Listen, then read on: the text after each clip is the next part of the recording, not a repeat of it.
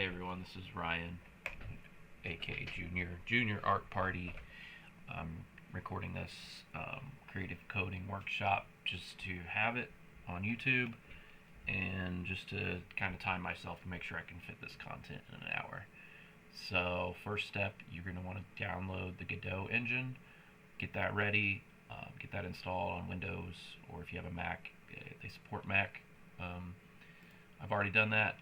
So here we go. What is Godot? It's a game engine. It's for building games. However, it's also used for creating like 3D animated content for commercials. People who are in the media industry that might make 2D or 3D animations and put together scenes that just play through animations can also use Godot. It's used outside of game development as well, is what I'm trying to communicate. Basically, it is Godot, not Godot. I called it Godot for a while. That's fine. I think it's French for fast or something. Yeah, it's free. Doesn't cost you anything to make stuff with it. It supports 2D, 3D, VDR, interactive headset stuff. It has some stuff to do VR, augmented reality stuff if you're into that. The animation editor is pretty easy to use. It's not great for video. I've tried to play video content inside of it, and it does support it, but it only supports OGV format, which is just terrible quality. It's super compressed and blocky. You don't want to put video files in this, but you can still use it for exporting what you've done in it to a video file. I just use screen capture because the export feature was buggy when I tested it, but it can export right out of the engine. You can take your projects out and share them with your friends. Anyone who can play, they're playable on Windows, on Mac, or on mobile phones. You can add controller support, which is nice for interactive projects. So like use the analog sticks on an Xbox controller to control some aspect of your visuals, color or movement, and map the buttons to do certain things. So what we're going to focus on is using Godot for visuals. Not going to look at animation today, very little interactivity today, but just really going to focus on the particle engine for this demo. Another interesting thing that you could use Godot for visuals is implementing shader code. If you look at the website shadertoy.com, a lot of those things can be ported into Godot. It's just a shader language for visual effects. But yeah, let's get into it. Basically, you start a new project, you're going to open Godot.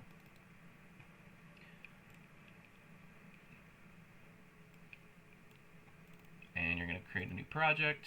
Mine's already been created. It's saying it's not empty, but that won't happen for you. And just create a new project. You could give it a name if you want.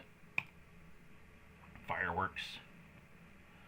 So you're going to start out and you're going to have a blank project. You got like a little 3D viewport here and a 2D viewport. Up at the top is kind of your main navigation. But you're going to first create a 2D scene right over here. Create a root node. And so a scene is like, it's basically a canvas of things, a tree of things called nodes. So you could place things into it. All right, if I want to go over here and add a button, type button.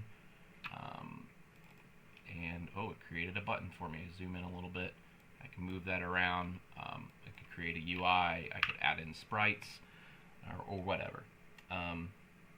So there is a tree structure over here, and in a scene you'll always have a top level node. So if you want to build a 2D scene, your top level node will be some sort of 2D base node. 3D scene, its top level is like a 3D base node, and so you can nest everything under the top level. So there has to be one that's always at the parent of the tree. There's all kinds of different nodes that do different behaviors. There's UI controls, 3D nodes, 2D nodes, and you could explore. There's a whole bunch of documentation on that. We're only going to focus on one type of node today, which is the 2D particles, CPU particle emitter 2D. And it does exactly what it says. It emits particles. So first thing we're going to do a little project setup. Go to project settings, head down to display, go to window, And I like to set this up to stretch. It's display window stretch mode, canvas items. Is it down here? Yes, stretch mode disabled. Change that to canvas items. That way when we like test our scene, we will be able to see everything kind of like in a bigger window instead of the small window it provides you by default. Alright, so now we're going to work on setting up our fireworks scene. We're going to create a root node, name it firework, and then save the project, and then we're going to add a character body 2D node. So character body 2D, search that, double click it, add it in, and then just, you know, you could rename this, you don't have to rename this, but like I like to do it just because we're creating a single firework. Okay, and so now that we've added a character body 2D, we're going to add within it a CPU particles 2D. Alright, find that, insert that underneath, and now see how it's nested like a tree. This is important for later because what we're doing is kind of creating a character, and then that character will just be kind of spawned multiple times. You can already see that the particle emitter is doing its job. These things are just kind of falling down. If you zoom into the top left, the origin point here, which is like 0, 0 coordinates on the viewport, which is this purple line. You see this box is what the game window is. Up here is where it spawned the particle. So you can move the character and say like, oh, move it over here, but let's not do that. Let's just keep it where it is, because we're going to not really make a whole lot of changes here other than for what the firework does, and then we're going to spawn it in another scene. So every node has properties on the right sidebar. So for our CPU particle properties, we can see its emitting is turned on. It's emitting 8 particles. They have a lifetime, they have a direction, they have a gravity and a scale, and all these crazy options. So we're going to set a few of these things. I highly recommend exploring and experimenting with these if you want to play around with this, other than just following along, like play around with it later, because you can do a lot of cool stuff. So here are the settings for reference, how I'm going to set up the firework. So gravity, go down to gravity. It's currently at 980 pixels a second. Set that to 0 because it's a firework. We want it to shoot out from the middle. So we don't want those to fall like they have gravity. We'll go to scale. Down here. The minimum scale I have at 1 and the maximum scale at 8. Initial velocity max 180. Initial velocity, and then set the max to type 180. Alright, so now we got some interesting, instead of just falling down, they're shooting off to the right, which is an interesting effect in itself. If you were building a video game and you're shooting, you know, fire or something, maybe you want them to emit at a 45-degree angle like that. But in our direction, if we go to the direction property, and you got the spread thing, you know, you can change the spread. Okay, that's kind of horizontal when you bring it down to 9. And then this is the wider spread up to 180. And 180, actually, in this case, is a 360 because it could go in opposite direction to the left, or it could go to the right, or it could go up, or it could go down. Time, let's go up to time and set the lifetime. It's defaulted to 1 second. Let's half that to 0.5, half second lifetime, because it's a firework. And let's change explosiveness to 1, so it kind of shoots out faster. And you can play with randomness if you want. Pick a color, recommended yellow or orange. Let's just do pink since this is a demo for the video. I don't really care for this video. Let's just make it work. Alright, next slide here. Okay, before we move on to what my instructions say to do here, I didn't save this. I'm going to save this, and I'm going to call it firework. Okay, so now I'm going to go to the scene menu, and I'm going to say new scene, make another 2D scene, and I'm going to rename this fireworks with an S, and save it, fireworks with an S. So we got 2 different scenes now. We got firework and fireworks is empty. So I'm going to create something that like kind of represents the night sky or just a black box. I'm going to add a color rect node. So you go to plus, add a node, search for color. There's the color rect. It's a colored rectangle. And drag it out to fill where your viewport is. Set its color to black or close to black. There's our night sky. Okay. Now we're going to drag one firework into the scene from the left bottom. You can drag a scene into another scene, and there's our infinitely exploding firework. Just one, and it's up here in the tree, and then you could go up in the tree, click on it, Control D, and duplicate it, and give it a little buddy. Duplicate it again, and you have a third one. And they're all one color. That's boring. You might say, we don't have to do that. You could click on one and say editable children, and then you could go to this and you could change the color manually. But that's cumbersome, and then it's going to get hard to manage when you have a node full of manually set fireworks. Like if you wanted to create a static scene, that's okay. Let's test the scene. Actually, we haven't done that. So you hit run the project. Whenever you start a new Godot project, you have to set a default scene. So we can say, go ahead and select the current scene, fireworks as the default scene. And so testing, there we go. We've got a basic fireworks scene with 3 fireworks, one's yellow, 2 pink. So that's the testing mode. This is I'm running my game, and no bugs, no errors. It ran. Close that. All right, let's go a little farther because this is not the way we really want to do it. Let's go ahead and delete all these.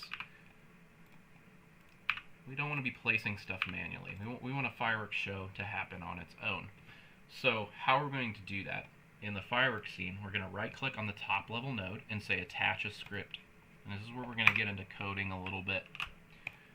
We'll save this script. Immediately it opens. It's just a blank one-line script.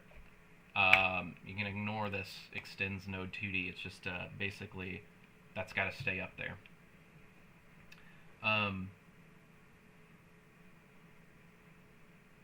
We're gonna just learn some basic Godot GD script here. The first thing we're gonna do is test the ability to interact, like clicking the mouse. You type the word func, like short for function, func, and then a space, underscore input, open parenthesis, type event, and then a colon, press enter, and then if input is mouse button pressed, mouse button left, and then a colon, another line, print, click. Alright, and so this is a script that's just going to listen for all input on keyboard and mouse. If the mouse button left is pressed, it's going to print out a click in our output window. So here's the scene running. Click, click, click, click, click, click. You see it spitting out. Okay, so that's wired up. We have a little bit of input handling. It's not doing much, but it's a start. Alright, so we already deleted the fireworks from the fireworks scene, so we just have a night sky. We've attached the script, we've saved the script, and we have some input handling. This is just a duplicate slide, I think. Yeah. So now we're going to adjust that input whenever you click the left mouse button to create instances of the singular firework. So in software development, there's something called object-oriented programming, where what we're doing is object-oriented programming. We have a firework class, or we have a fireworks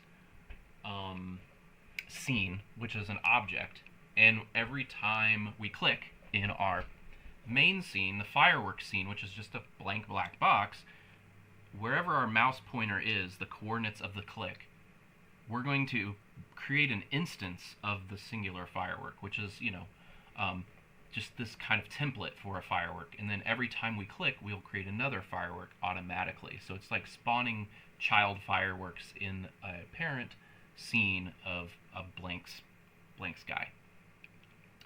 So this is the code to do that. We're going to go ahead and type that up. Erase the print.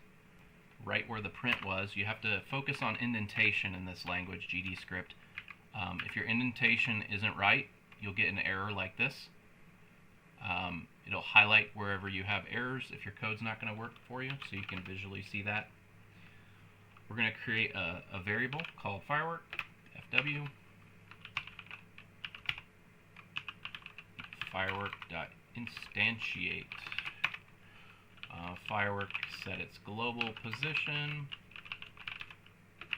to the global mouse position, and then the parent scene, which is the fireworks, we're going to add a child to the parent scene of the firework variable, which we've instantiated. So we've got an error. Firework is not declared in the current scope, so I've missed this bit right here, the loading the scene part, which is important. You have to tell it, hey, you know, there's a scene that this firework variable isn't defined yet. So this is one way to do it, is you can say constant firework equals preload, and then here's some automatic helpers here. We want to make sure to pick the firework without an S .tscn, save that, and that should work. Like, this is working code. We test the scene, nothing, I go click. Everywhere I click, I get a firework. Pretty neat. I'm going to create a bunch of them, and then they stay. They don't disappear yet, which is actually kind of a cool effect. We get kind of a watery look, some jumpy water. But I'm going to change how I've done this a little bit, just to be a little more user-friendly. Let's say we wanted to spawn something else other than firework. We could say @export scene. This is the variable. Export variable scene equals packed scene, I think. Right? And you do that when you say @export. What it does is, on your fireworks scene, you come out here to the 2D view, right? Okay. Click the top level. Look over here. I don't see it. Did I do that right? I think maybe export scene.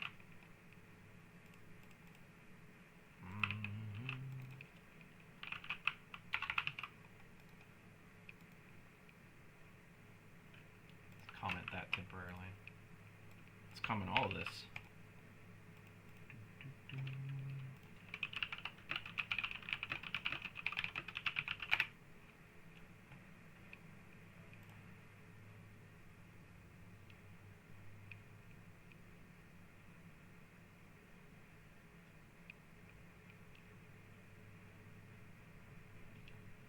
I think I did that wrong.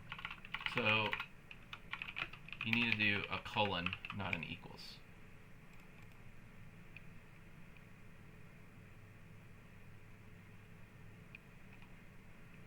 And I'm still not getting it to work.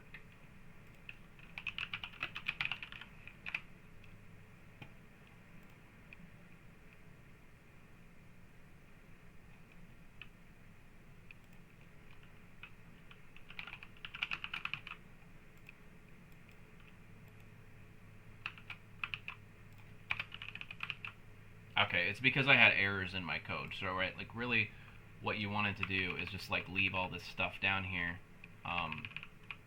where we started, where we had it named firework. Just, like, change this, export firework, and then change this part to a colon, packed scene, right, and then the word VAR in front of it. When you do that, this is supposed to show up over here. So this makes it more flexible. So if we wanted to change the scene, instead of fireworks, we could spawn something else. You can go in here and get a UI and say load, and like choose it from a drop-down. So that way you're not hard coding a path to something and having to change the text. You can just go over here and pick it visually. So that's like a nice to have if you're building something just to make things more flexible. You can give yourself your own custom properties for things, right? If I want to make like an export variable color equals, blue or something like that, I can go over here and say now yellow and make my own custom properties for things. Anyway, I wasted a lot of time on a rabbit hole. I tend to do that. We're going to go on and we're going to test this a little again. We're going to say, okay, well, this isn't quite right because fireworks don't keep exploding. They explode once and then they stop. They disappear. Let's fix that. So we're going to go into our firework singular scene. All right, this is the preview up here, 2D. And we're going to go to the CPU particles 2D, make sure that's selected. Up here at the top, emitting off by default. Okay, and under time, way down here somewhere, time, one-shot effect means it's a one-shot. It'll emit a particle once and then it'll never happen again until you tell it to. So we're just going to go back to our fireworks scene. Go here. Nothing happens when I click. Why is that? Well, in our script for fireworks, all we're doing is instantiating a firework. But the firework doesn't play on its own now anymore. We turned its emitting to off. We made it a one-shot. So we need a script. We need to tell our script, and so when you click, that we've instantiated a firework, but we need to make it say emitting true. So that's a really simple fix. You just go back to your fireworks scene, go back to your script, navigate here, get its position right under here, make a new line, firework, emitting, true, and test.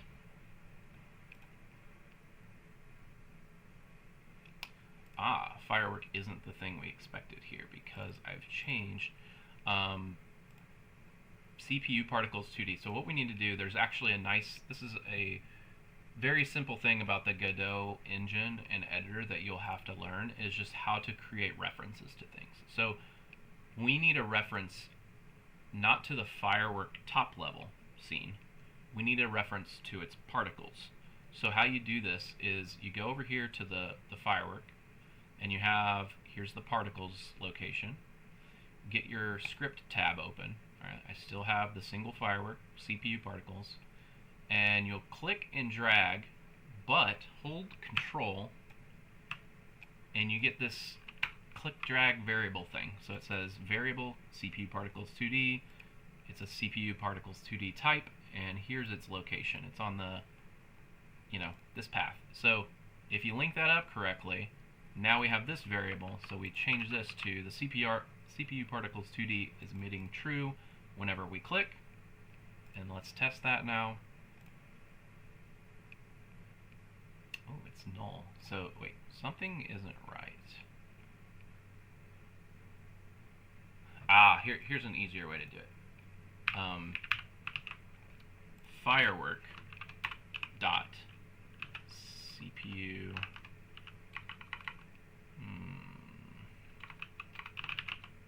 firework.cpu.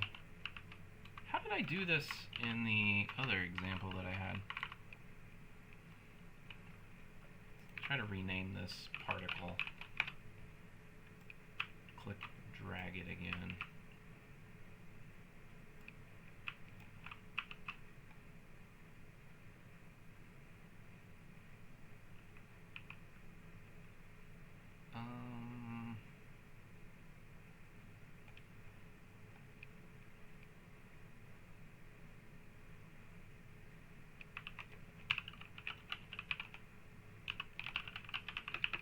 Is this right? Firework.particle? Can you do that? Nope.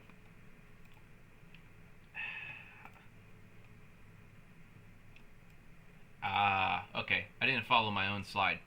So we need to add a new script to the fireworks scene because the way that click drag wasn't referencing is my fault. So ignore the rename, ignore adding anything here. What we're going to do is go to the single firework. It doesn't have a script yet. Right click on it and attach a script. Call it firework, save, get a blank script, great. Okay, so now we need to add a script that looks like this. Really, we're going to do the control drag thing, set it up as particle. In its ready, we're going to say emitting true. So I'll talk about that here a little bit. I renamed it particle. It doesn't really matter. You don't have to. Just got to reference the variable name it auto creates for you. Type func underscore ready colon CPU particles 2D dot emitting equals true. And what this does, ready is a thing that automatically runs every time a scene instantiates. So every time a scene starts, the code inside of the ready block will execute. So we're instantiating it over here in this script right here. The moment this finishes, it will be emitting true. We're going to set its position. We're going to add it to the black rectangle scene, and then it'll automatically be emitting when it's added. So now that that script is added to the firework, if we test, boom, boom, boom, boom. Okay, that's pretty good. But they're all the same color, and that's boring. So let's go to our fireworks scene, go to the 2D view. If you want to test just to see it, turn on emitting, take off the one shot temporarily and put it back to emitting. It's like, okay, I like to test and see what I'm doing here. Find under color, there is a color variation, hue variation. We're going to set the variation max to 1. And the variation curve, you're going to click this drop down and say new curve. And you don't really have to mess with the curve. It looks like it's already changed the colors. So you could go in here and like play around and see what dragging this curve around does. It kind of gives you a range of colors that might happen. I think it's really, your maximums are -1 to 1, so depending on what your base color was, you might get different results here. But yeah, now we've got, my fireworks are kind of fluorescent colored. And I flipped the settings and I left them on so mine are permanently exploding again. You may have to make sure to turn that back to one shot and turn the emitting off to get our one-shot explosions. Okay. Alright, what else? I mean, like, I'm looking at my timing here. I'm like half an hour in, and I've stumbled through some things, so I'm going to have plenty of time to talk about stuff or take questions. But what we could do to this as one finishing touch is I don't want to control where there are 100% of the time. I want it to kind of just like be a fireworks show running on its own with fireworks exploding at random places. How could we do that? So go to the fireworks, go to the script. What you'll do is define a ready function. So func underscore ready, parentheses, colon. You could comment this out, but what we could do is we could have both. We could make it clickable or the show. We could have the show only or clickable only. Depends on whether you want user control or the automatic. I'm going to go ahead and leave them both. But if you wanted to turn off the user control, you could just remove this or comment it. Control / is a shortcut to comment a block. If you select the whole block and say, like, I don't want the user controlled fireworks, do that. Pull this up here for reference since it's a video.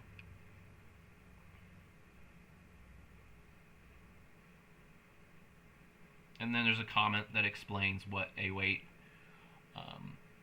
await, get tree, create timer, random wait. So we're creating a random value between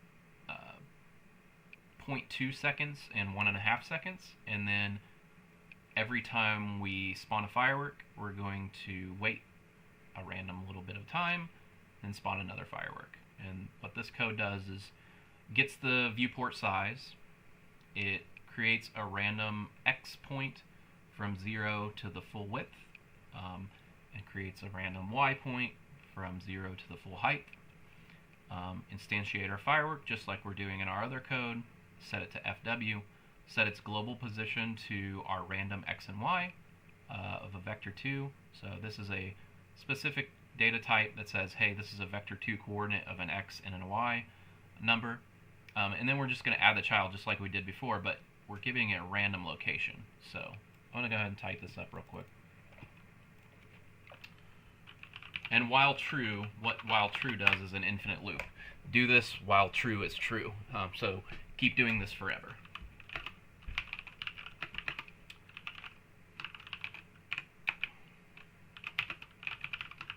Random x.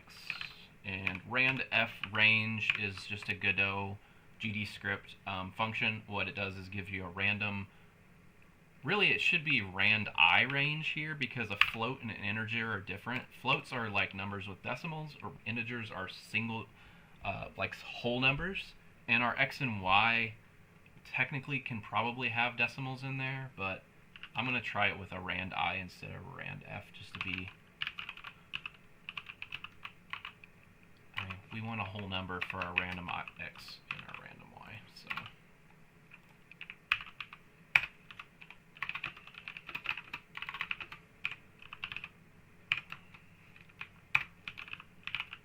Set the global position, vector 2, random x, random y, get parent, add child, firework, random weight,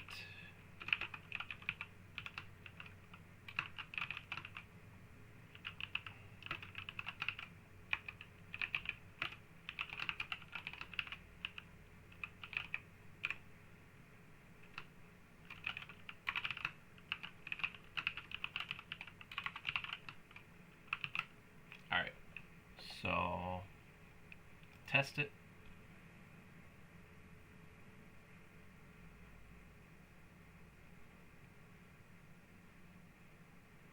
And this is maybe a boring fireworks show. I don't know. You could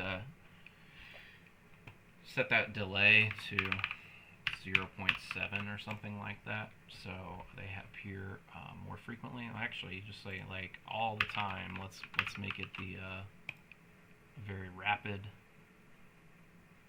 Another thing you can make it to do to feel more rapid is, let's say we went 0.1 second to 1 second, but instead of just adding 1, we chop this up and we say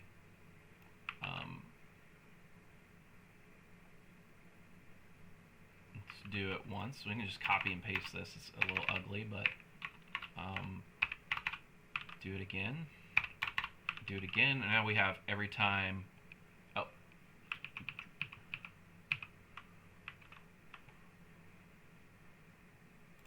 Yeah, the thing about copying and pasting is it's going to, how could we randomize again?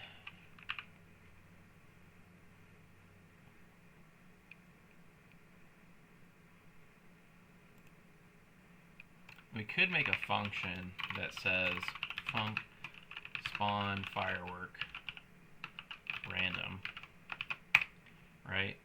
Take all this, put it in there, fix the indentation, and then in our code that actually does it, we'll do it 3 times, and then you're going to have 3 fireworks at once, right? Viewport not declared in the current scope. I'm going to do that, put that up there. And this was going to be a very busy fireworks show, like, you know. So that was a little bit of a refactoring, because, you know, copying and pasting this would have to have unique variable names. What this does is set like a helper function. Inside the helper function, you do what you need to do for 1 firework, and then you can repeat it multiple times everywhere. That's all I'm going to do. I think that was the end of my presentation goals, is to create this scene. You know, one little note is, like, if you want to add the interactivity back, you don't have that commented, there's the fireworks, and then, like, I can still add my own fireworks by clicking. and go crazy with it. So yeah, like here are some ideas for more things. You can mess with the timing, which is what I was just doing. Spawn in random groups of 2 or 3 at once instead of a time. I just did that. You could play with your particle properties, colors, velocities, gravities, lifetime, explosiveness. There's all sorts of things to experiment with in the properties. Mostly just have fun with it. There's more than particles. I could go into shaders. I'm not going to do that, but shader languages are part of Godot. There's tons of examples out there on the internet. There's ChatGPT. There's Godot ready shaders. If you do want to play with shaders in Godot, there's a website called godotshaders.com that you can find visual effects. Here's a nice VHS wiggle effect. So if you put something behind, you put this effect on top of something, it creates that horizontal jitter. It looks like, okay, now it's loaded. Yeah, it's kind of like just a jiggle, a little wiggle. There are some cool examples on here. I've done some of the lightning examples, grass. I got my water example from here that I was playing with. This grass looks cool.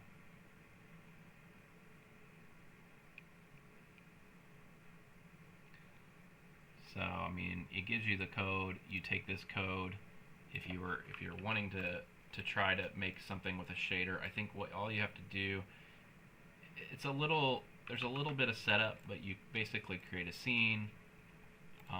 And what I usually do for testing is create one of those colored rectangles, and then just make it fill up the size. You have to go down to material, new shader material, click that ball, go to shader, new shader, grass, save grass scene. In your shader code, you just go in here and keep this top line shader type canvas item, paste in from godotshaders.com. Their shader type was spatial, so I'm going to delete that first line, just like take exactly what they gave, try it, and it doesn't work. So you have to figure out exactly what to do to make that work. I'm not sure, but you can copy a lot of these examples straight from the website.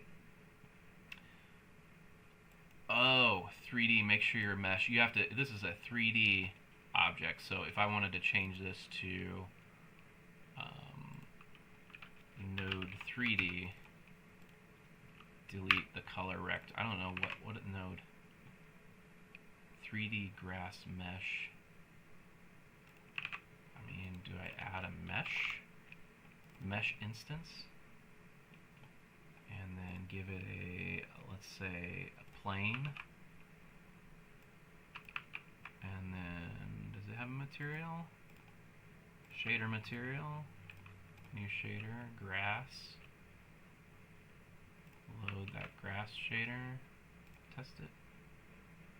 Oh, I don't have a camera.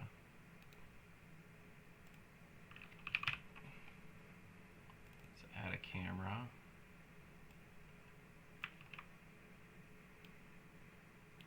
I don't know if this is going to work. Anyway, I'll leave that as a bonus exercise. I think I'm going to end the video here. That was about 40 minutes. Should be plenty of time to go through it as a workshop. So yeah, I mean, creating visuals in the Godot engine is definitely possible. There's a lot of potential for creating unique and interactive visuals in it.